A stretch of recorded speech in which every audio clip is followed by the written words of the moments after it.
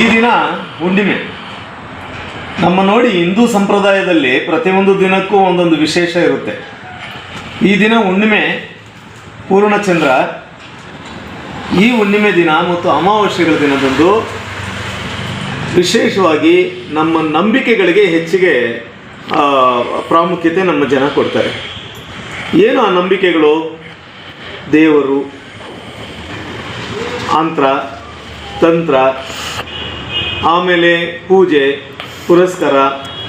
ಯಾರಿಗಾದರೂ ಏನಾದರೂ ಆಗಿದ್ದರೆ, ಈಗ ತಾನೇ ನಾನು ಹೇಳಿದಂತೆ ಇಲ್ಲಿ ಸ್ವಾಮಿಗಳು ಪೂಜೆಯಲ್ಲಿ ಕೂತ್ಕೊಂಡಿದ್ದಾರೆ. ಸ್ವಾಮಿಗಳ ಪೂಜೆ ಮುಗಿದಿದೆ ಅನಿಸುತ್ತೆ. ಈಗ ನಾವು ಅವ್ರನ್ನ ರಿಕ್ವೆಸ್ಟ್ ಮಾಡಿ ಅವ್ರ ಕಡೆಯಿಂದ ಒಂದು ಇಂಟರ್ವ್ಯೂವನ್ನು ನಾವು ಪಡ್ಕೊಳ್ತಾ ಇದ್ದೀವಿ. ಏನು ಹೇಳ್ತಾರೆ ಅನ್ನೋದನ್ನು ನೋಡೋಣ. ಸ್ವಾಮಿಗಳು ನಮಸ್ಕಾರ. ನಮಸ್ಕಾರ. ನಮಸ್ಕಾರ. ತಮ್ಮ ಹೆಸರು? ರುದ್ರ ಮಹಾದೇವನ್ ಗುರೂಜಿ ಸಂತೋಷ್ ಅಂತ. ರುದ್ರ ಮಹಾದೇವನ್ ಗುರೂಜಿ ಸಂತೋಷ್ ಅವರು. ಸರಿ, ಏನು ನಿಮ್ಮದು ವಿಚಾರ? ನೀವು ಯಾವ ಕಡೆಯವರು, ಹೆಂಗೆ ಬಂದ್ರಿ, ಏನು ಮಾಡ್ತಾ ಇದ್ದೀರಾ, ಜನಗಳಿಗೆ ಏನು ಒಳ್ಳೇದು ಮಾಡ್ತೀರಾ ಅನ್ನೋದನ್ನು ನಮ್ಮ ಒಂದು ಚಾನಲ್ಗೆ ಇಂಟರ್ವ್ಯೂ ಕೊಡಿ. ಓಂ ಶ್ರೀ ಗುರುವೇ ನಮಃ. ಓಂ ಗುರುವೇ ನಮಃ ಶಿವಾಯ. ಉತ್ಥಾನ ಮೂರ್ತಿ ಗುರು ಈಶ್ವರ ನಮಃ. ಸರ್, ನಮ್ಮ ಹೆಸರು ಶ್ರೀ ರುದ್ರ ಮಹಾದೇವನ್ ಗುರೂಜಿ ಸಂತೋಷ್ ಅಂತ. ಓಕೆ. ವೈವಸ್ಕೋಟೆ ಗ್ರಾಮ, ಶ್ರೀನಿವಾಸಪುರ ತಾಲೂಕಿನವರು. ಓಕೆ. ನಾನು ಸುಮಾರು ಒಂದು 2 ವರ್ಷದಿಂದ ಮುಂಚೆ ಬೇರೆ ಕಡೆ ಇದ್ದೇ ಹೋದೆ. ಮತ್ತೆ ತದನಂತರ ಕೇರಳ ಹೋಗಿ ಅಸುರಗುರು ಈಶ್ವರನವರ ನೇತೃತ್ವದಲ್ಲಿ ಅವರ ನಮ್ಮ ಗುರುಗಳ ಪಾದಗಳ ಆಶೀರ್ವಾದದಿಂದ ಕಲ್ತಿದ್ದೀವಿ. ತಾಯಿ ಕಾಳಿಕಾದೇವಿಯನ್ನ ಆಹ್ವಾನ ಮಾಡಿದ್ದೀವಿ. ಈಗ ಇಲ್ಲಿ ನಮ್ಮ ಕೈಲಾದಷ್ಟು ಬೇರೆ ಗೊತ್ತಾಗೋದ್ರಲ್ಲಿ ಯಾವುದೇ ದುಡ್ಡು ಕಾಸು ತಗೊಳ್ಳಲ್ಲ. ಅವರು ಏನು ಎಲೆ ಅಡಿಕೆಯಲ್ಲಿ ಏನು ಕೊಡ್ತಾರೋ ಅದನ್ನೇ ತಗೊಳ್ತಾ ಇದ್ದೀವಿ. ಎಲ್ಲದನ್ನು ಒಳ್ಳೆ ಕಾರ್ಯ ಮಾಡಿ ಕಳಿಸ್ತಾ ಇದ್ದೀವಿ. ಹಲವಾರು ಜನಗಳಿಗೆ ತುಂಬ ಸಮಸ್ಯೆಗಳಿಗೆ ನಾವು ಸ್ಪಂದಿಸಿದ್ದೀನಿ, ಮಾಡಿಕೊಟ್ಟಿದ್ದೀವಿ. ಎಲ್ರಿಗೂ ಒಳ್ಳೆ ರಿಸಲ್ಟ್ ಇದೆ. ಓಕೆ. ಏನೇನು ನೋಡ್ತಾ ಇದ್ದೀರಾ ಸಮಯ? ನಾವು ಈಗ ಭಗವತಿ ರುದ್ರಕಾಳಿಯವರ ಹೋಮ ಹವನದಿಂದ ಮಕ್ಕಳಿಗೆ ವಿದ್ಯೆ, ಉದ್ಯೋಗ, ಮದುವೆ ವಿಳಂಬ. ಯಾಕಂದ್ರೆ ಕೆಲವರಿಗೆ ಈಗಿನ ಕಾಲದಲ್ಲಿ ಮದುವೆಗಳು ಆಗ್ತಿಲ್ಲ ಸರ್ಸಮಾನವಾಗಿ, ಗ್ರಹದೋಷ ಇನ್ನೊಂದು ಮತ್ತೊಂದರಿಂದ. ಅದಕ್ಕೆ ಶಾಂತಿ ಮಾಡಿಕೊಡ್ತಿದ್ದೀನಿ. ಮತ್ತೆ ವ್ಯಾಪಾರ ಅಭಿವೃದ್ಧಿ, ಧನಾಕರ್ಷಣ, ಜನಾಕರ್ಷಣ ಇವೆಲ್ಲನೂ ರೆಡಿ ಮಾಡಿಕೊಡ್ತಾ ಇದ್ದೀವಿ. ವ್ಯಾಪಾರ ಅಭಿವೃದ್ಧಿ, ಜನಾಕರ್ಷಣ, ಧನಾಕರ್ಷಣೆ ಮತ್ತು ವಿದ್ಯಾಭಿವೃದ್ಧಿ ಇದನ್ನೆಲ್ಲ ಮಾಡ್ಕೊಡ್ತಾ ಇದ್ದೀವಿ. ಮನೆಯಲ್ಲಿ ಅಶಾಂತಿ ಇರ್ಬೋದು, ಸಾಲ್ವಾದ ಇರ್ಬೋದು, ಗಂಡ ಹೆಂಡತಿ ಜಗಳ ಇರ್ಬೋದು. ವಿಶೇಷವಾಗಿ ಏನಂದ್ರೆ ಮಕ್ಕಳಿಗೆ ಬಾಲಗ್ರಹ ಉಚಿತವಾಗಿ ಲಕ್ಕೊಂಡಿರ್ಬೋದು, ಅದು ಬಾಲಗ್ರಹ ಇರ್ಬೋದು, ತಾಯಿತ ಎಲ್ಲ ಫ್ರೀಯಾಗಿ ನಾನು ಮಾಡ್ಕೊಡ್ತಾ ಇದ್ದೀನಿ. ಅಂದ್ರೆ ನೀವು ಉಚಿತವಾಗಿ ಅಂತ ಹೇಳಿದ್ರೆ, ಉಚಿತವಾಗಿ ಅಂದ್ರೆ ನೀವು ಅದಕ್ಕೆ ಆಗುವಂತ ಈಗ ಒಂದು ಅಂತರ ಯಾವ್ದು ಕೊಡ್ತೀರಾ? ಇದು ಕೊಡ್ತೀರಾ? ಹೌದೌದು. ಇದಾ? ಹೌದು.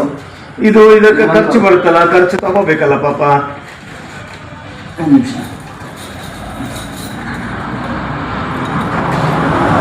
ಮಕ್ಕಳಿಗೆ ಬಾಲಗ್ರಹಕ್ಕೆ ಉಚಿತವಾಗಿ ಕೊಡ್ತಿದ್ದೀವಿ. ಉಚಿತ ಅಂದ್ರೆ ಮತ್ತೆ ನಿಮ್ಗೆ ಎಲ್ಲಿಂದ ಬರುತ್ತೆ ಅದು? ನಮಗೆ ದೇವರ ಆಶೀರ್ವಾದದಿಂದ ನಾವು ಈಗ ಇದನ್ನೇ ನಂಬ್ಕೊಂಡಿಲ್ಲ. ನಮ್ಗೆ ತೋಟ ಜಮೀನಿದೆ, ಕೆಲಸ ಮಾಡ್ತೀವಿ. ಏನೋ ಒಂದು ಸಮಾಜ ಸೇವೆ ಒಳ್ಳೇದಾಗಲಿ ಮಕ್ಕಳಿಗೆ. ಯಾಕಂದ್ರೆ ಇವತ್ತು ಬಡವರು ಇರ್ತಾರೆ, ಡೈರೆಕ್ಟ್ ಆಗಿ ಬರ್ತಾರೆ, ಅಮೌಂಟ್ ತಗೊಳ್ತಾರೆ, ಬಾಲಗ್ರಹ ಹಾಕ್ಸ್ಕೊಳ್ಳೋಷ್ಟು ಪಾಪ ಶಕ್ತಿ ಇರಲ್ಲ, ಅಂಥವ್ರಿಗೆ ಫ್ರೀಯಾಗಿ ಮಾಡ್ಕೊಡ್ತಾರೆ ಬಾಲಗ್ರಹ. ಅಂದ್ರೆ ಅವರು ಏನಂತಾರಂದ್ರೆ, ಈಗ ನಮ್ಮ ಕಡೆ ತೆಲುಗಲ್ಲೇ ಕಾಸಿ ಎಂದು ಕರ್ಮ ತೆಗೆದು ಅಂತ ಹೇಳ್ತಾರೆ. ಹಾಗಾಗಿ ಅವರು ಅದರ ಕನಿಷ್ಠ ಖರ್ಚು ಏನಿದೆ ಕೊಟ್ಟು ಇನ್ನೊಬ್ರು ಸಹಾಯನ ಮಾಡ್ತಿದ್ರು. ಅಂದ್ರೆ ಬಲಾತ್ಕಾರವಾಗಿ ಯಾವುದೇ ರೀತಿಯಲ್ಲಿ ದುಡ್ಡು ವಸೂಲು ಮಾಡೋದು, ತೊಂದರೆಗಳು ಮಾಡೋದು. ಆಮೇಲೆ ಈ ವಶೀಕರಣಗಳು, ಅದು ಇದು ದನ ಎತ್ತೋದು, ಅದು ಇದೇನು ಮಾಡೋದು ನಮ್ಮ ಹತ್ರ ಯಾವ್ದು ಮಾಡೋದಿಲ್ಲ, ಮಾಡೋದು ಇಲ್ಲ. ದೆವ್ವ ಭೂತ ಬಿಡಿಸೋದು ಗ್ರಹದೋಷಗಳಿರುತ್ತೆ, ಅವ್ರು ಬಂದ್ರೆ ನಿವಾರಣೆ ಮಾಡ್ಕೊಡ್ತೀವಿ. ಗ್ರಹದೋಷಗಳೇನು ನಿವಾರಣೆ ಮಾಡ್ಕೊಡ್ತೀವಿ. ಮಾಟ ಯಾರಾದ್ರೂ ಮಾಡಿ ಕೇಳಿರ್ತಾರೆ, ಅವ್ರಿಗೆ ಏನೋ ಒಂದು ಸಮಸ್ಯೆ ಆಗಿರುತ್ತೆ, ಸೊ ಅದನ್ನ ನಿವಾರಣೆ ಮಾಡ್ಕೊಡ್ತೀವಿ. ನಮ್ಮಲ್ಲಿ ಎಲ್ಲದಕ್ಕೂ ಒಳ್ಳೇದಕ್ಕೆ ಪರಿಹಾರ ಉಂಟು, ಕೆಟ್ಟದಕ್ಕೆ ಯಾವ್ದು ಪರಿಹಾರ ಇಲ್ಲ. ಅಂದ್ರೆ ಪೂಜಾ ರೀತಿಯಲ್ಲಿ ಹೋಮ ಹವನ ಮಾಡಿ ದೇವರನ್ನು ನಂಬಿಕೊಂಡು ಈಗ ಬರ್ಬೇಕಾದ್ರೆ ಧನಾಕರ್ಷಣ, ಜನಾಕರ್ಷಣ ಮತ್ತೆ ವ್ಯಾಪಾರ ಅಭಿವೃದ್ಧಿಗೆ ಮಹಾವಿಷ್ಣು ಮತ್ತೆ ಲಕ್ಷ್ಮೀ ಮಹಾವಿಷ್ಣು ಇಲ್ಲಿ ಮಾಡಿರುವ ಪೂಜೆನ ಅದು. ಹೌದೌದು. ವಿಷ್ಣು ಮತ್ತೆ ಲಕ್ಷ್ಮಿನ ಆಹ್ವಾನ ಮಾಡಿ ಪೂಜೆ ಮಾಡಿರ್ತಕ್ಕಂಥದ್ದು. ಅದಕ್ಕೂ ಯಾವುದು ಅಮೌಂಟ್ ಇಲ್ಲ, ನಾವು ಫ್ರೀ ಉಚಿತವಾಗಿ ಮಾಡ್ಕೊಡ್ತಾ ಇದ್ದೀವಿ ಸರ್. ತುಂಬಾ ಸಂತೋಷ. ಈಗ ಕೇರಳದಲ್ಲಿ ಎಷ್ಟು ದಿನ ನೀವು ಇದೇ ಕಲ್ತಿದ್ದೀರಿ ಸರ್? 1 ವರ್ಷ ಕೇರಳ ಹೋಗಿದ್ದೀವಿ. ಕೇರಳದಲ್ಲಿ ಒಂದು ವರ್ಷ ನೀವು ವಿದ್ಯೆ ಕಲ್ತಿದ್ದೀರಿ. ಅದಕ್ಕೂ ಮುಂಚೆ ಒಂದು 6 ತಿಂಗಳು ಬೇರೆ ಕಡೆ ಕಲ್ತಿದ್ವಿ.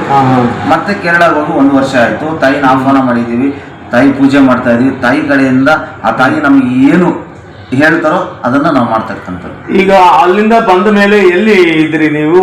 ಎಲ್ಲಿ ಈ ತರ ಜನಗಳಿಗೆಲ್ಲ ಒಳ್ಳೆ ಶ್ರೀನಿವಾಸಪುರ ನೋಡಕ್ ಸ್ಟಾರ್ಟ್. ಹೌದಾ? ಕೋಲಾರ ಜಿಲ್ಲೆಯಲ್ಲಿ ಮತ್ತೊಂದು ಕಡೆ ಎಲ್ಲೂ ಇರ್ಲಿಲ್ಲ? ಮುಂಚೆ ಇದ್ವಿ, ಕಲಿಬೇಕಾದ್ರೆ ಇದ್ವಿ. ಎಲ್ಲಿದ್ರಿ? ಕೋಲಾರಲ್ಲೇ ಇದ್ವಿ. ಕೋಲಾರಲ್ಲಿ ಅಲ್ಲಿಂದ ಬಿಟ್ಟ ತಕ್ಷಣ ಕೇರಳಕ್ಕೆ ಹೋದ್ವಿ, ಅಲ್ಲಿ ವಿದ್ಯೆ ಕಲ್ತ್ವಿ. ಅಲ್ಲಿಂದ ಇಲ್ಲಿ ನೇರವಾಗಿ ಬಂದು ನಮ್ಮ ಗುರುಗಳ ಆಶೀರ್ವಾದ, ತಾಯಿ ಕಾಳಿಕಾದೇವಿ ಆಶೀರ್ವಾದ, ನಮಗೆ ದುಡ್ಡಿನ ಅವಶ್ಯಕತೆ ಇಲ್ಲ. ಸರಿ ಸರಿ. ನಾವು ಶ್ರೀನಿವಾಸಪುರದಲ್ಲಿ ಸ್ಥಿರವಾಗಿ ನೀವು ಇರ್ತೀರ. ಈಗ ಜನ ಬಂದು ಹಾಗೆ ಹೊರಟೋಗ್ತಾರೆ ಸ್ವಾಮಿಗಳು. ಹಾಗಾಗಿ ಇಲ್ಲಿ ಎಲ್ಲಾದ್ರೂ ಒಂದು ಕಡೆ ಸುಮ್ಮನೆ ಕೂತ್ಕೊಂಡಿರುವಂತಹ ಸ್ವಾಮಿಗಳಾಗಿರ್ಬೋದು, ಮಂತ್ರಾಲಯವರಾಗಿರ್ಬೋದು, ಅವರು ನಂಬ್ತಾರೆ ಜನ. ನೀವು ಸ್ಥಿರವಾಗಿ ಇರ್ತೀರಿ ಅಂತ ಹೇಳಿದ್ರೆ ಜನ ಪಾಪ ನಂಬಿ ಇಲ್ಲಿಗೆ ಬರ್ತಾರೆ.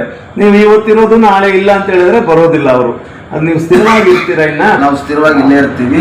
ಇನ್ನೊಂದು, ಬರೋ ತಿಂಗಳಿಂದ ಮಾರ್ಚ್ ಇಂದ ವಿಶೇಷವಾಗಿ ಏನಂದ್ರೆ ತಾಯಿನ ಪ್ರಶ್ನೆ ಕೇಳಂತ ವಿಷಯ. ತಾಯಿ ಅಂದ್ರೆ ನಮ್ಮ ರುದ್ರಕಾಳಿ ನೀವು ನಿಮ್ಮ ಅನುಗ್ರಹ ಕೊಟ್ಟಿರುವಂತಹ ನಮ್ಮ ಕಾಳಿಕಾ ಮಾತನ. ಹೌದು, ಕಾಳಿಕಾ ಮಾತೆಯನ್ನ ಉತ್ಸವ ರೀತಿಯಲ್ಲಿ ಯಾರು ಬೇಕಾದ್ರೂ ಬಂದು ಉತ್ಸವ ರೀತಿಯಲ್ಲಿ ಎತ್ಕೋಬಹುದು. ಏನದು ಉತ್ಸವ ಅಂತ ಕೇಳ್ತಾರೆ, ಪ್ರಶ್ನೆ ಕೇಳಂತ. ನೇರವಾಗಿ ನೀವೇ ಪ್ರಶ್ನೆ ಕೇಳಂತ. ಪ್ರಶ್ನೆ ಕೇಳೋದು ಅಂತ. ಹೇಗದು? ಅದು ಈಗ ನೀವು ಕೇಳ್ತೀರಾ ನೇರವಾಗಿ, ಸ್ವಾಮಿ ಅಮ್ಮ ತಾಯಿ ನನಗೆ ಈ ತರ ಕಷ್ಟ ಇದೆ, ದಯವಿಟ್ಟು ನನಗೆ ಕಷ್ಟ ಕೆಲಸ ಆಗುತ್ತೋ ಆಗಲ್ವೋ, ಆಗೋಗಿದ್ರೆ ಎಡಕ್ಕೆ ಬನ್ನಿ ಇಲ್ಲ ಬಲಕ್ಕೆ ಬನ್ನಿ ಅಂತ ಕೇಳಿದಾಗ ತಾಯಿನೇ ತಿರುಗಂತದ್ದು. ತಾಯಿನೇ ನೀವೇ ಎತ್ಕೊಂಡು ತಿರುಗಿಸ್ತೀರ? ನಾವು ಎತ್ಕೊಳ್ಳಲ್ಲ. ನೀವು ಯಾರು ಬೇಕಾದ್ರೂ ಭಕ್ತಾದಿಗಳು ಬಂದಿರ್ತಾರೆ, ಯಾರು ಪ್ರಶ್ನೆ ಕೇಳ್ತಾರೋ ಅವ್ರ ಕಡೆಯವರಾದ್ರೂ ಆಗ್ಲಿ, ಭಕ್ತಾದಿಗಳು ಭುಜದ ಮೇಲೆ ತಾಯಿ ಮೆರವಣಿಗೆ 4 ಜನ ತಾಯಿ ಮೆರವಣಿಗೆ ಎತ್ಕೊಂಡು ಪ್ರಶ್ನೆ ಕೇಳಿದಾಗ ತಾಯಿನೇ ನೇರವಾಗಿ ಉತ್ತರ ಕೊಡುತ್ತೆ. ಹೌದು, ಮೂಲಕ ಅಥವಾ ಬಲ ಅಂದ್ರೆ ನೀವ್ ಎತ್ಕೊಂಡ್ರೆ ನೀವೇ ತಿರುಗಿಸ್ತೀರೇನೋ ಅಂತ ಡೌಟ್. ಅವರೇ ಪ್ರಶ್ನೆ ಕೇಳುವವರೇ ಅವರೇ ಎತ್ಕೊಂಡ್ರು ಕೂಡ ದೇವಿ ತಿರುಗಿಸುತ್ತೆ, ಅವರಿಗೆ ಉತ್ತರ ಕೊಡುತ್ತೆ. ತುಂಬಾ ಚೆನ್ನಾಗಿದೆ. ಈ ತಾಲೂಕಲ್ಲಿ ನಾವು ಇದೇ ಫಸ್ಟ್ ಕೇಳ್ತಾ ಇರುವಂತದ್ದು. ಒಳ್ಳೇದಾಗ್ಲಿ, ಜನ ತುಂಬಾ ಫೆಬ್ರವರಿ 15 ತದನಂತರ ಅದನ್ನ ರೆಡಿ ಇದು ಮಾಡ್ತಾ ಇದೀವಿ. ಫಸ್ಟ್ ಟೈಮ್ ಇದು ಮಾಡ್ತಾ ಇದೀವಿ. ನೀವು ಸಾಮಾನ್ಯವಾಗಿ ಶ್ರೀನಿವಾಸಪುರದಲ್ಲಿ ಎಲ್ಲಿ ಸಿಗ್ತೀರಾ? ಯಾವ ವಾರ ವಿಶೇಷವಾಗಿ ಮಾಡ್ತೀರಾ ಅಂತ ಹೇಳಿದ್ರೆ ಜನಗಳಿಗೆ ಅನುಕೂಲ ಆಗುತ್ತೆ ಸರ್. ಪ್ರತಿ ದಿನಾನು ಬೆಳಿಗ್ಗೆ 9ರಿಂದ ಸಾಯಂಕಾಲ ಸಂಜೆ 5ರಿಂದ 6 ಗಂಟೆವರೆಗೂ ನಾನು ಎಲ್ಲರಿಗೂ ಸಿಗಂತ ವ್ಯಕ್ತಿನೇ. ಶ್ರೀನಿವಾಸಪುರ ಸಂತೆ ಮೈದಾನ ಯಾವತ್ತಾದ್ರೂ ಬರ್ಬೋದು. ವಿಶೇಷವಾಗಿ ಬರೋ 15 ಈ ತಿಂಗಳ ಫೆಬ್ರವರಿ 15 ತದನಂತರ ನಾನೇ ಜನಕ್ಕೆ ಹೇಳ್ತೀನಿ, ಅನೌನ್ಸು ಮಾಡಿಸ್ತೀನಿ. ಭಕ್ತಾದಿಗಳು ಬಂದು ತಾಯಿ ಅನುಗ್ರಹ ಪಡಿಬೋದು. ನಮ್ದು ಯಾವುದೇ ಅಭ್ಯಂತರವಿಲ್ಲ. ತಾಯಿಯಿಂದ ಭಕ್ತರಿಂದ ತಾಯಿಯಿಂದ ಭಕ್ತಿ. ಅಂದ್ರೆ ತಾವು ಹೇಳೋ ಪ್ರಕಾರ ಒಂದು 500 ರೂಪಾಯಿ ಅವ್ರ ಕೈಯಲ್ಲಿ ಇಟ್ಕೊಂಡು ಪೂಜೆಗೆ ಬಂದ್ರೆ ಅವರೆಲ್ಲ ಆಶೋತ್ರಗಳನ್ನು ಹಿಡ್ಕೊಂಡು ಹೋಗ್ಬೋದು. ನನ್ನ ಭಾವನೆ, ನೀವೇ ಕೇಳ್ತಾ ಇಲ್ಲ, ಅದು ಒಂದು ಅಷ್ಟರೊಳಗೆ ಆಗುತ್ತೆ. ಅವರು ಸ್ವಇಚ್ಛೆಯಿಂದ, ಭಕ್ತಾದಿಗಳ ಸ್ವಇಚ್ಛೆ. ನೀವ್ ಹೇಳ್ತಿದ್ರೆ ಆಗ್ಲೇ ತೆಲಗಲ್ಲಿ ಕಾಸಿಯಿಂದ ಕರ್ಮ ತೆಗೆಯಲ್ಲದು ಅಂತ ಅವ್ರು ಇಷ್ಟ ಅದು ಕೊಟ್ರು. ಅಲ್ಲ, ಇಲ್ಲಿ ಬಂದಾಗ ಪೂಜೆ ಸಾಮಾನು ಅದನ್ನೆಲ್ಲ ಅವ್ರು ತಗೊಂಡ್ ಬರ್ಬೇಕಾದ್ರೆ ಅದು ಪೂಜೆ ಸಾಮಾನು ಕನಿಷ್ಠ ಅಂದ್ರೆ ಒಂದು 500 ಆದ್ರೂ ಅವ್ರ ಕೈಯಲ್ಲಿ ಇಟ್ಕೊಂಡು ಬಂದ್ರೆ ನಿಮ್ಗೇನು ಕೊಡೋದಿರೋದಿಲ್ಲ. ಪೂಜೆ ಸಾಮಾನು ಅದು ಇದು ಏನೋ ಕಾಣಿಕೆ ಕೊಟ್ಟು ಹೋಗ್ಬೋದು. ತುಂಬಾ ಚೆನ್ನಾಗಿದೆ. ಯಾವುದೇ ರೀತಿಯ ಸ್ವಾಮೀಜಿಗಳು ಇದುವರೆಗೂ ಈ ತಾಲೂಕಲ್ಲಿ ಈ ರೀತಿಯಲ್ಲಿ ಬಹಳ ಫ್ರೀ ಆಗಿ, ಅಂದ್ರೆ ಪೂಜೆ ಸಾಮಾನು ಸುಮ್ಮನೆ ಕಾಣಿಕೆ ಕೊಡೋದು ಬಿಟ್ರೆ ಬೇರೆ ಯಾವುದೇ ರೀತಿಯಲ್ಲಿ ಅದಕ್ಕೊಂದು ರೇಟ್ ಫಿಕ್ಸ್ ಮಾಡಿ ನಾನು ಅದು ಮಾಡ್ತೀನಿ ಇದು ಮಾಡ್ತೀನಿ ಅನ್ನುವಂತಹ ಸ್ವಾಮೀಜಿಗಳೇ ಹೆಚ್ಚಿಗೆ ಬಂದಿದ್ದಾರೆ. ಈಗ ತಾವು ಚಿಕ್ಕ ವಯಸ್ಸಿನವರಿದ್ದೀರಾ, ಕೇರಳಕ್ಕೆ ಹೋಗ್ಬಿಟ್ಟು ಬೇಗ ವಿದ್ಯಾವಂತರಾಗಿ ಬಂದಿದ್ದೀರಾ. ಬಂದು ನಮ್ಮ ಈ ಒಂದು ಶ್ರೀನಿವಾಸಪುರ ತಾಲೂಕು ಜನಕ್ಕೆ ಒಳ್ಳೇದು ಮಾಡ್ತೀರಿ ಅಂತ ಹೇಳಿದ್ಬಿಟ್ರೆ ನಮಗೆ NK ಭಾರತ್ ನ್ಯೂಸ್ 24x7 ತುಂಬಾ ಸ್ವಾಗತಾರ್ಹವಾಗಿ ನಾವು ಅಭಿನಂದಿಸ್ತಾ ಇದ್ದೀವಿ ಸ್ವಾಮಿಗಳೇ. ಜೈ ಹಿಂದ್. ಓಕೆ.